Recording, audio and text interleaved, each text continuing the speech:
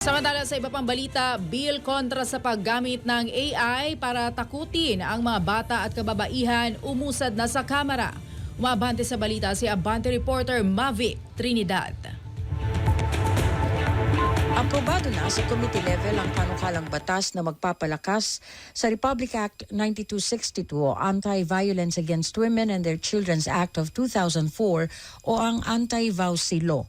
Pinagsama sa inaprobahang substitute bill ang mahalagang probisyon ng House Bill 4779 o Expanded Anti-VAUSI o E-VAUSI Bill na inihain ng Gabriela Party List.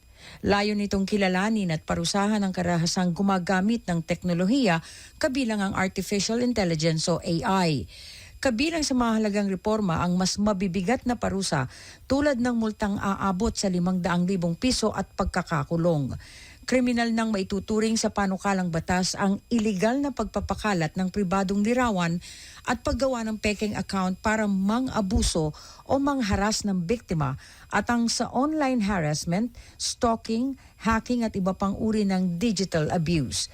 Nakasaad din sa panukala ang hanggang 20 araw na bayad na leave para sa mga biktima upang matugunan ang kanilang medical, legal, psychosocial at recovery na pangangailangan.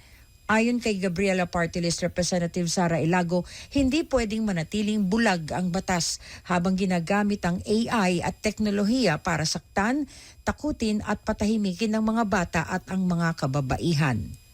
Ako si Mavic Trinidad. Abante!